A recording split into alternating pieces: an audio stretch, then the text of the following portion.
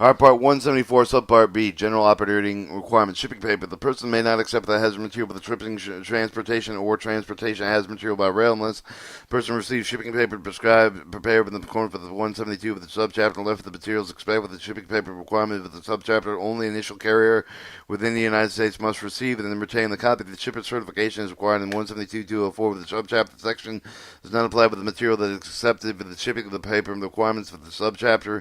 Each person receiving the shipping paper required with the section must be retained with a copy of the electronic image. Therefore, the accessible or the principal place for the business must make the shipping paper available upon request. Authorized official of the federal, state, local government agency responsible for times and locations for hazardous waste. Each shipping paper must each shipping paper copy must be retained for 3 years after the material, except for the initial carrier. For all hazardous material, each shipping paper copy must be retained for 1 year after the material, except for the initial carrier. Each of the shipping paper must conclude the date of acceptance of the initial carrier. The date of shipping paper may be the day of the shipper notified of the rail carrier with the shipping need for the transportation indicated with the waybill, bill landing, and an alternative the day the shipment is picked up and accepted by the rail carrier.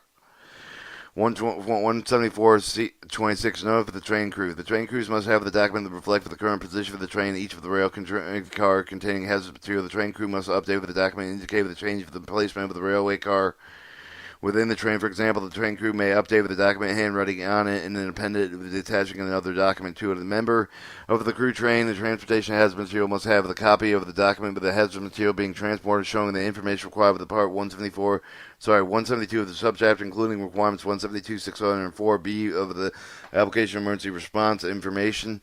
174.50, non-conforming leakage packet. Leaking of the non-bulk package may not be forwarded until repaired, reconditioned, or overpacked in accordance with the statute 173.3 with the subchapter, except for the otherwise provided in the section. Bulk packaging no longer conforms to the subchapter may not be forwarded to the rail unless prepared with the proof of the movement of the Associated Administrative Safety and Federal Railroad Administration notification. Approval that must be in writing through telephonic or electronic means with the subsequent written on information provided with the 2 weeks for their applicable address and telephone number.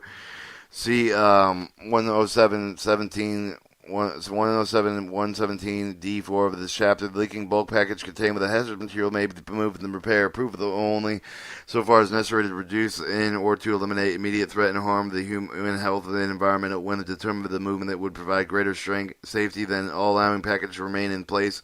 In the case of the liquid leak, measure the most taken to prevent the spread of the liquid.